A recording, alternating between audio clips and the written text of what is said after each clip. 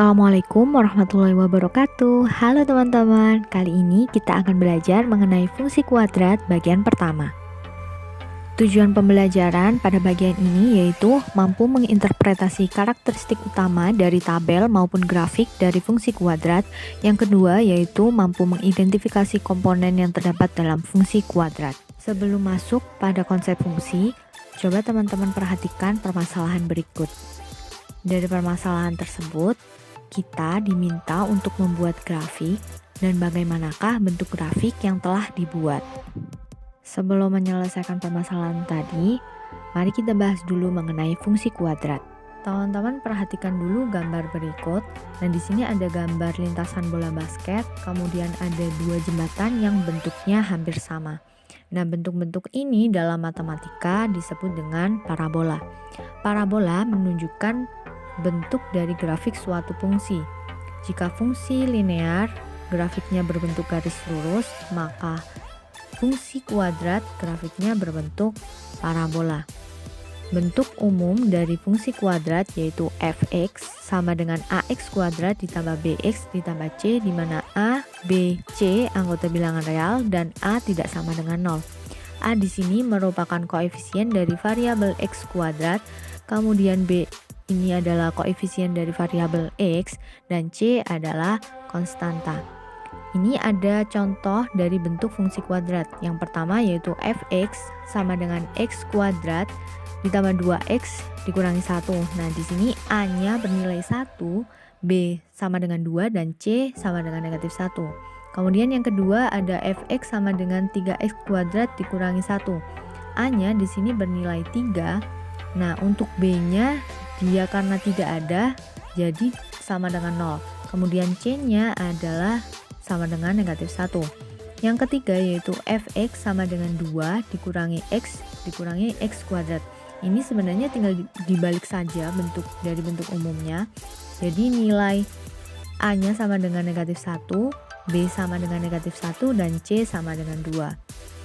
Untuk yang keempat yaitu fx sama dengan 5x kuadrat dikurangi 4x. Nah, di sini a-nya bernilai 5, b-nya bernilai negatif 4, dan c-nya bernilai 0. Nah, grafik fungsi kuadrat ini ada dua kemungkinan. Yang pertama yaitu dia terbuka ke atas jika a lebih besar dari 0 dan terbuka ke bawah jika a kurang dari 0. Nah, sekarang kita coba untuk menyelesaikan permasalahan yang pertama. Dari tabel yang ada, kita misalkan waktu adalah sumbu x dan jarak adalah sumbu y atau koordinat y. Jadi, kita masukkan titik-titik yang ada pada tabel pada bidang koordinat. Kemudian, dari titik-titik tersebut kita hubungkan sehingga membentuk sebuah kurva. Nah, dari situ ternyata kurva yang terbentuk adalah bentuk parabola. Jadi permasalahan satu ini dia berhubungan dengan grafik fungsi kuadrat. Nah, ini ada permasalahan yang kedua. Jadi diketahui fungsi fx sama dengan x kuadrat dikurangi 4x ditambah 3. Nah, tentukan yang pertama titik potong sumbu x, kedua titik potong sumbu y, yang ketiga titik puncak, yang keempat sumbu simetri, dan yang kelima titik maksimum atau minimumnya. Nah, gimana ini menyelesaikan permasalahan yang kedua? Nah, sebelum itu kita akan membahas mengenai karakteristik pada fungsi kuadrat. Nah, pada fungsi kuadrat ini dia ada titik potong sumbu x. Jadi yang bentuk biru, yang berwarna biru ini adalah titik potong sumbu x. Kemudian titik yang berwarna hijau ini adalah titik potong sumbu y. Dan titik yang berwarna merah ini adalah titik puncak atau biasanya disebut dengan titik balik atau titik ekstrim. Nah, garis putus-putus ini dia adalah sumbu simetri dari grafik fungsi kuadrat. Nah, untuk titik potong terhadap sumbu x, jika fungsi fx memotong sumbu x, maka fungsi tersebut memotong sumbu x ketika y sama dengan 0. Jadi y-nya kita substitusikan sebagai 0. Misalkan nih, fungsinya fx sama dengan x kuadrat dikurangi 2x ditambah 8. Jadi y-nya kita substitusikan jadi 0 sehingga tinggal x kuadrat dikurangi 2x ditambah 8. Kemudian kita faktorkan persamaan kuadrat dari x kuadrat dikurangi 2x ditambah 8. Masih ingat kan teman-teman cara memfaktorkan dari fungsi kuadrat ini? Jadi kita cari dulu angka jika dikalikan dia bernilai 8 dan jika dijumlahkan dia bernilai negatif 2. Nah, di sini diperoleh x negatif dikurangi 4, kemudian x ditambah 2, jadi nilai x-nya itu sama dengan 4 atau x sama dengan negatif 2. Maka tadi kan y-nya sama dengan 0, maka titik potongnya terhadap sumbu x yaitu 4,0 dan negatif 2,0. Kemudian yang kedua yaitu titik potong terhadap sumbu y. Nah, jika fungsi fx memotong sumbu y, maka fungsi tersebut memotong sumbu y ketika x sama dengan 0. Nah, kalau tadi y sama dengan 0 kita substitusikan y-nya sama dengan 0, maka kalau yang titik potong terhadap sumbu y kita substitusikan x-nya dengan nilai 0.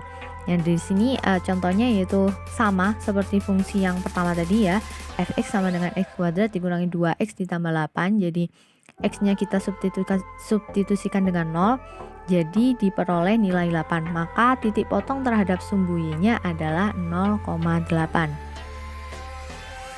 Kemudian yang ketiga yaitu bagaimana cara mencari titik puncak atau titik balik atau titik ekstrim. Nah, untuk grafik fungsi kuadrat sendiri, dia kalau titik dia terbuka ke bawah, maka titik puncaknya dia bernilai maksimum. Kalau dia terbuka ke atas, maka titik puncaknya bernilai minimum. Nah, titik puncak ini dia koordinatnya yaitu x puncak, y puncak. Untuk mencari rumus dari titik puncak fungsi kuadrat, itu kalau untuk koordinat x-nya yaitu negatif b per 2a. Kemudian untuk y puncaknya itu sama dengan negatif d per 4a, di mana d ini adalah diskriminan. Cara mencari diskriminan yaitu d sama dengan b kuadrat dikurangi 4 dikali a dikali c, sehingga titik puncak yaitu negatif b, 2 per 2a maksud saya, negatif d per 4a. Kemudian yang keempat yaitu bagaimana cara mencari sumbu simetri pada grafik fungsi kuadrat. Nah, sumbu simetri ini selalu melalui titik puncak. Jadi sumbu simetri ini sama dengan x puncaknya. Jadi kalau mencari sumbu simetri, kita masukkan aja rumus mencari titik puncak. Jadi titik puncak yang x ya, x puncaknya. Jadi x sama dengan x puncak sama dengan negatif b per 2a. Kemudian ada nilai maksimum atau minimum. Kenapa kok atau minimum? Karena di grafik fungsi kuadrat itu dia bisa bernilai maksimum atau minimum gitu.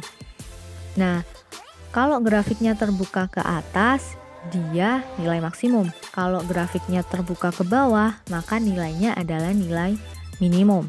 Kemudian cara mencarinya, jadi kalau nilai maksimum atau minimum ini dilihat dari y puncaknya.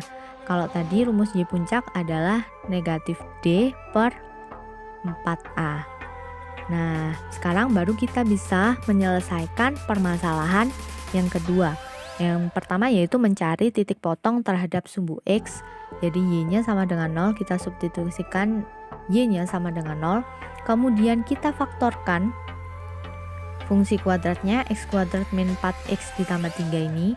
Jadi diperoleh nilai x min 3 dikali x min 1, sehingga nilai x sama dengan 3 atau x sama dengan 1. Maka titik potong terhadap sumbu x-nya adalah 3,0 dan 1,0.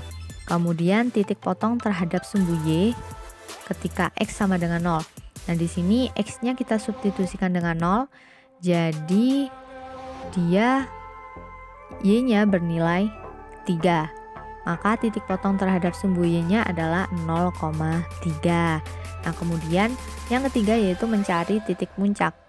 Titik puncaknya kita masukkan aja rumus untuk mencari X puncak dan Y puncak.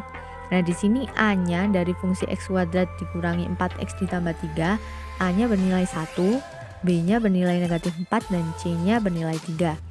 Kemudian kita masukkan pada rumusnya yang X puncak dulu, min B per 2A. Jadi negatif dalam kurung negatif 4 per 2 dikali 1 karena A-nya bernilai 1. Kemudian negatif 4, 2 kali 1 kan 2, jadi negatif 4 dibagi 2 sama dengan negatif 2. Nah, negatif kali negatif positif, jadi X puncaknya bernilai 2. Kemudian mencari Y puncak, kita masukkan dulu rumusnya, yaitu negatif D per 4A. Jadi D-nya tadi B kuadrat sama dengan B kuadrat min 4AC per 4A. Kemudian kita masukkan B-nya ada negatif 4, negatif 4 kuadrat berarti dikurangi 4, A-nya 1, dan C-nya 3. Kita kalikan 4 kali 1 kali 3, kemudian per 4A, jadi 4 kali 1.